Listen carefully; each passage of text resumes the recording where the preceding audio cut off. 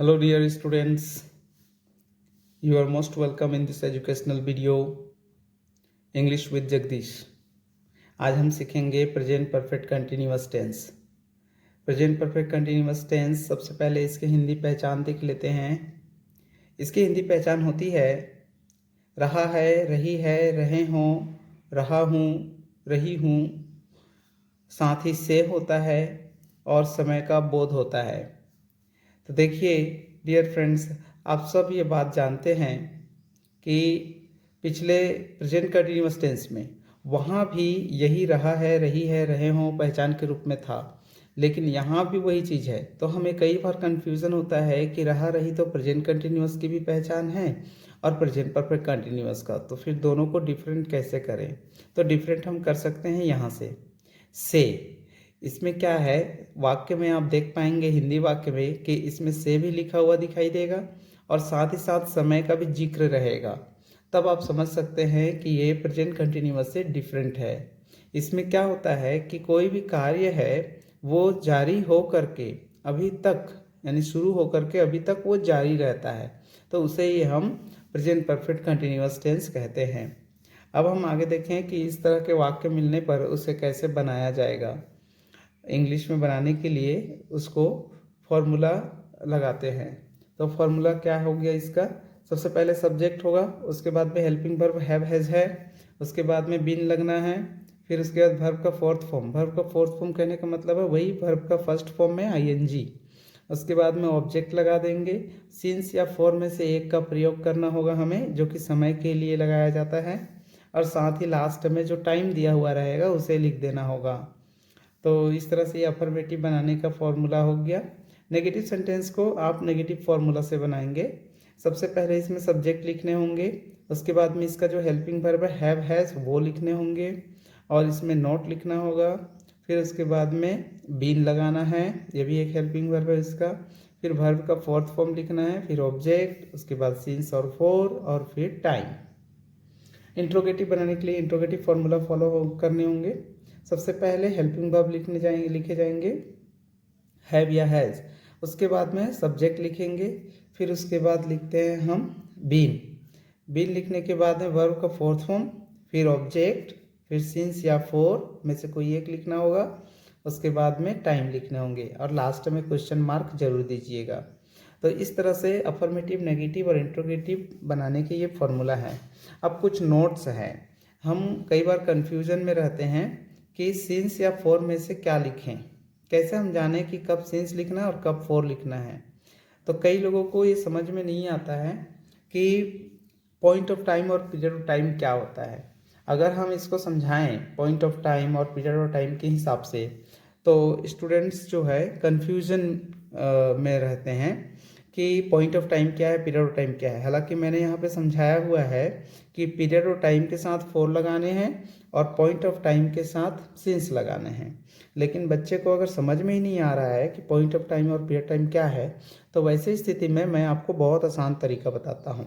देखिए क्या है, जब भी हमारे हिंदी वाक्य रहते हैं तो उसमें समय का जिक्र रहेगा, और जो समय होगा उस यानी कि सेंटेंस में ही आपको ये जो दिख रहा है यहाँ पे दिन, वर्ष, माह, महीना, साल, सप्ताह, घंटा, मिनट, ये सारे शब्द यानी कि कितने होंगे? 8 होंगे। 1 2 3 4 5 6 7 8 शब्द हैं। ये 8 शब्द अगर आपको सेंटेंस में, हिंदी सेंटेंस में कहीं पे दिखाई दिया तो आप बेझिझक फोर लगा सकते हैं।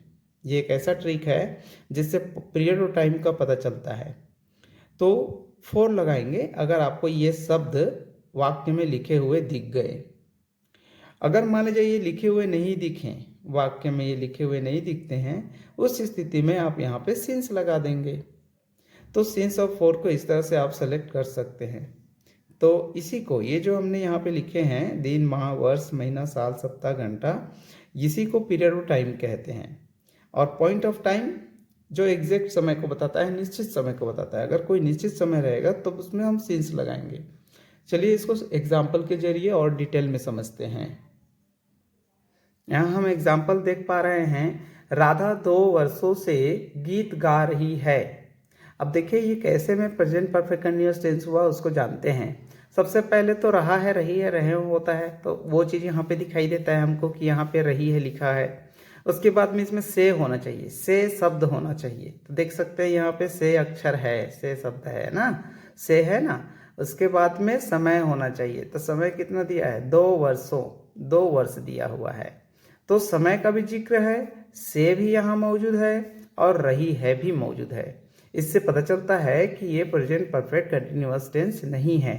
लेकिन अगर इसी से समय को गायब कर दिया जाए, से को गायब कर दिया जाए और उसके बाद फिर पढ़ा जाए तो फिर ये प्रेजेंट कंटिन्यूअस कहलाने लगेगा। देखिए कैसे, राधा गीत गा रही है, देखिए ये प्रेजेंट कंटिन्यूअस हो गया। तो प्रेजेंट कंटिन्यूअस और प्रेजेंट परफेक्ट कंटिन्यूअस में बस यही फर्क है। इसके बाद में चलिए इसको अब इंग्लिश में बनाते हैं। तो चूंकि ये अफर्मेटिव सेंटेंस है, अफर्मेटिव सेंटेंस को अफर्मेटिव के फॉर्मूला लागू करने होंगे। तो अफर्मेटिव का फॉर्मूला कहता है सबसे पहले सब्जेक्ट लिखा जाए। तो सब्जेक्ट इसमें क्या है, सब्जेक्ट का मतलब जो कार्य को करे, जो कार्य को संपन्न करता है वही सब्जेक्ट कहलाता है। तो इसमें गाने का काम हो रहा है, तो कौन गा रही है, राधा, तो राधा सब्जेक्ट हो गया, हमने यहाँ राधा लिख दिया। उसके बाद में इसके हिसाब से हेल्पिंग वर्ब लिखेंगे, तो हैव और हैज इसमें हेल्पिंग वर्ब होता है, तो हमने हैज का चयन किया क्योंकि राधा एक नाम है और नाम के साथ हैज लगाते हैं। उसके बाद में एक और हेल्पिंग वर्ब होता है बीन, उसको भी लिख दिए। उसके बाद में वर्ब का फोर्थ फॉर्म चाहिए, तो वर्ब मतलब काम, क्या काम हो रहा है, गाने का काम हो रहा है, तो गाने की इंग्लिश होता है सिंग, तो सिंग की फोर्थ फॉर्म हो जाएगा सिंगिंग, तो हमने यहाँ सिंगिंग लिखा क्योंकि इसमें वर्ब का फोर्थ फॉर्म लगता है, तो सिंगिंग।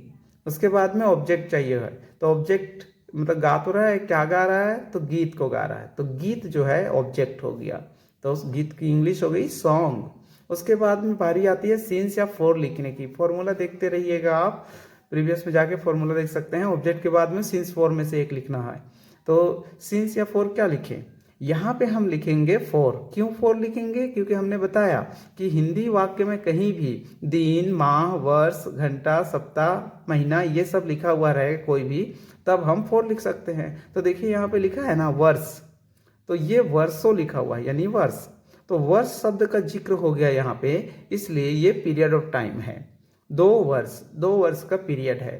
तो इसमें अंतराल, पीरियड मतलब अंतराल, तो 2 वर्ष पीरियड के बारे में बात हो रहा है। और वैसे भी यहाँ पे हम शब्द में देख सकते हैं वर्षों लिखा हुआ है, तो वर्ष शब्द जो है वो पीरियड ऑफ टाइम को सूचित करता है, इसलिए हम फॉर लिखेंगे। उसके बाद में टाइम लिख देंगे, तो टाइम क्या है, फॉर्मूला में कहता है लास्ट में टाइम लिखा जाए, तो टाइम कितना है, 2 वर्ष, तो 2 का अंग्रेजी हो गया 2 और वर्षों का हो गया ईयर्स। इस तरह से ये कंप्लीट हुआ। अगला एग्जाम्पल देखिए, मैं 6 माह से अंग्रेजी सीख रहा हूँ। इसमें भी रहा हूँ आया है, फिर से शब्द का जिक्र हुआ है और समय दिया हुआ है, इसका मतलब है ये प्रेजेंट परफेक्ट कंटिन्यूअस टेंस का है। कैसे बनाएंगे देखिए, सबसे पहले सब्जेक्ट मैं की इंग्लिश हो गया आई, उसके बाद में हैव बीन हेल्पिंग वर्ब है इसके, उसके बाद में सीखना क्रिया चाहिए वर्ब, तो सीखने की अंग्रेजी हो गई लर्न, लर्न की चौथा फॉर्म हो गई लर्निंग। उसके बाद में चाहिए हमको ऑब्जेक्ट, तो ऑब्जेक्ट है अंग्रेजी, अंग्रेजी के लिए हम इंग्लिश लिख दिए। फिर चाहिए सिंस या फॉर, तो सिंस और फॉर यहाँ पे तय करेंगे। माह देख रहे हैं, माह लिखा हुआ है, तो माह लिखा है मतलब ये पीरियड ऑफ टाइम के अंतर्गत आएगा, 6 माह, तो माह शब्द से ही हमको पता चल जाता है कि इसमें फॉर लगना है, तो हमने यहाँ फॉर लगाया है। नोट जरूर देख लीजिएगा कि क्या क्या शब्द यहाँ पे रहने पर हम फॉर लिखते हैं, और वो शब्द नहीं रहा अगर हमारे हिंदी वाक्य में, तब हम सिंस लिख सकते हैं। फिलहाल तो हमने माह अगर सेंटेंस में मौजूद है तो फॉर लिखना है ये कहा था, तो माह यहाँ शब्द दिखा इसलिए हमने फॉर लिखा। उसके बाद में हम लिखेंगे जो टाइम है, तो टाइम कितना दिया है, 6 माह, तो 6 की अंग्रेजी हो गया 6 और माह के लिए मंथ्स। तो इस तरह से ये कंप्लीट होता है। दूसरा सेंटेंस देख लेते हैं, हम 2 घंटों से गणित हल कर रहे हैं। यहाँ भी देखिए 2 घंटा समय है, से है और रहे हैं, तो सारे यहाँ पे पहचान मिल रहे हैं, इसलिए प्रेजेंट परफेक्ट कंटीन्यूअस टेंस का वाक्य हुआ। चलिए बनाते हैं। इसमें देखिए सबसे पहले सब्जेक्ट है हम, तो हम की इंग्लिश हो गया वी। उसके बाद में चाहिए हमको हेल्पिंग वर्ब्स, तो हैव बीन, इसमें हेल्पिंग वर्ब हो गया। फिर वर्ब की फोर्थ फॉर्म चाहिए, तो वर्ब क्या है, वर्ब मतलब काम, क्या काम हो रहा है, हल करने का। हल करने की इंग्लिश क्या होती है, हल करने की इंग्लिश होती है सॉल्व, तो हमने सॉल्व लिखा और उसमें आईएनजी लगा दिया, तो इस तरह से वर्ब का फोर्थ फॉर्म बन गया। उसके बाद में चाहिए ऑब्जेक्ट। ऑब्जेक्ट क्या है? गणित। गणित ऑब्जेक्ट है। हल क्या कर रहा है? क्या हल कर रहा है? वो गणित को हल कर रहा है, तो गणित यह ऑब्जेक्ट हो गया। गणित की इंग्लिश हो गई मैथ। उसके बाद में सिंस या फॉर में से एक चाहिए, तो हम फिर देख सकते हैं यहाँ पे घंटों शब्द का जिक्र हुआ है। अगर घंटों शब्द यहाँ लिखा हुआ है इसलिए हम फोर लिखेंगे। हमने फोर लिखा। उसके बाद में हम लिखेंगे टाइम, तो टाइम दिया है 2 घंटों, 2 हो गया 2 घंटों को हो गया आवर्स, 2 आवर्स। अगला देखते हैं, वह जनवरी से विद्यालय नहीं आ रहा है। अब यहाँ पे नेगेटिव सेंटेंस हो गया, देख सकते हैं नहीं आ रहा है, इसका मतलब ये नेगेटिव सेंटेंस है। इसमें क्या करेंगे? देखिए नेगेटिव फॉर्मूला फॉलो करेंगे। तो सबसे पहले नेगेटिव फॉर्मूला में सब्जेक्ट चाहिए होता है, तो इसमें सब्जेक्ट हो गया वह, यानी कि कोई भी काम करता है उसको सब्जेक्ट कहते हैं। हमने बताया ना अभी पिछले बार। तो देखिए सब्जेक्ट क्या है? वह की इंग्लिश हो गया ही। उसके बाद में हमको क्या चाहिए? इसके बाद चाहिए हमको हेल्पिंग वर्ब, तो हम हेल्पिंग वर्ब लिख दिए हैज़। और आपको पता ही है जब भी नेगेटिव सेंटेंस बनाते हैं तो नोट को तीसरे नंबर पे लिखी जाती है, तो ये हो गया नोट। उसके बाद एक और हेल्पिंग वर्ब है बीन। उसके बाद में हम लिखेंगे वर्ब की फोर्थ फॉर्म, तो क्या काम हो रहा है? आने का काम हो रहा है, तो आना का अंग्रेजी होता है कम, तो हमने कम लिखा और उसमें आईएनजी लगा दिया, चौथा फॉर्म बन गया कमिंग। उसके बाद में ऑब्जेक्ट चाहिए, तो कहाँ से आ रहा है भाई? ये आ रहा है विद्यालय, विद्यालय से, विद्यालय है तो विद्यालय के लिए क्या लिखेंगे? स्कूल। उसके बाद में सिंस या फॉर में से एक लगाना है, तो मैंने कहा था आपको बताया है, आप वीडियो को रिवर्स करके देख सकते हैं, उसमें पता चलेगा आपको कि जब भी हिंदी वाक्य में दिन, माह, वर्ष, महीना, घंटा, सप्ताह, साल ये सब शब्द लिखे रहेंगे तो फॉर लगाना है। लेकिन हम देख पा रहे हैं इस हिंदी वाक्य में कहीं भी ऐसा शब्द नहीं है यहाँ पे, बल्कि एक शब्द आया है समय के लिए, वो है जनवरी। तो जनवरी तो कोई पीरियड ऑफ टाइम नहीं है, यानी कि दिन, माह, वर्ष, घंटा, महीना, साल, सप्ताह ऐसा कुछ भी नहीं लिखा है, वो 8 शब्द यहाँ पे नहीं है। तो हम कह सकते हैं कि यहाँ फोर नहीं लगेगा, यहाँ पे लगेगा सिंस, क्योंकि ये जनवरी पॉइंट ऑफ टाइम बन गया। तो अब हम क्या करते हैं कि सिंस लिख दिए, जनवरी जो पॉइंट ऑफ टाइम के अनुसार हमने सिंस लिख दिया। इसके बाद में हमको लिखना है टाइम, तो टाइम क्या है इसमें? जनवरी है, तो हमने जनवरी लिखा। उसके बाद चलिए आगे चलते हैं। आगे हम देख पाते हैं एग्जाम्पल हमारा है, मोनू 2004 से कहानी लिख रहा है। अब मोनू 2004 से कहानी लिख रहा है, इसमें भी देख सकते हैं रहा है, से आया और समय का जिक्र है, इसका मतलब ये प्रेजेंट परफेक्ट कंटिन्यूअस टेंस का है। चलिए बनाते हैं। मोनू जो सब्जेक्ट है उसकी इंग्लिश हो गया मोनू। उसके बाद में हेल्पिंग वर्ब लगने हैं इसमें हैज़ बीन, तो हमने हैज़ बीन लगाया। देखिए ये फिर से अफर्मेटिव सेंटेंस है ना, तो हैज़ बीन लग गया। उसके बाद वर्ब का फोर्थ फॉर्म चाहिए। वर्ब का फोर्थ फॉर्म क्या है? वर्ब इसमें है लिखना, तो लिखने का होता है राइट, तो राइट का फोर्थ फॉर्म राइटिंग। उसके बाद में हमको दोस्तों यहाँ पे लिखना है ऑब्जेक्ट, तो ऑब्जेक्ट हो गया कहानी। कहानी के लिए हम लिखेंगे स्टोरी। उसके बाद में हम लिखेंगे समय के लिए सिंस या फॉर में से एक, तो हम देख पा रहे हैं यहाँ पे सिंस लिखे। क्यों लिखे सिंस? सिंस इसलिए लिखा है क्योंकि जिस तरह से हमने 8 शब्द का जिक्र किया था नोट में, कि वो 8 शब्द अगर हमारे सेंटेंस में दिखाई देंगे हिंदी सेंटेंस में, तो हमको फॉर लिखना है। फिलहाल वो शब्द यहाँ पे नहीं है, तो हम इसलिए यहाँ पे 2004 को समय मानते हुए, और साथ ही साथ ये पॉइंट ऑफ टाइम है। पॉइंट ऑफ टाइम मतलब एक निश्चित समय को बता रहा है। जो सन की बात हो रही है, जिस वर्ष की बात हो रही है, वो है 2014, तो इसलिए इसे हम निश्चित समय मानते हैं। और चूंकि ये पॉइंट ऑफ टाइम बताता है, इसलिए इसे हम सिंस लिखेंगे इसमें। उसके बाद में लिख देंगे समय। समय दिया 2014, 2014।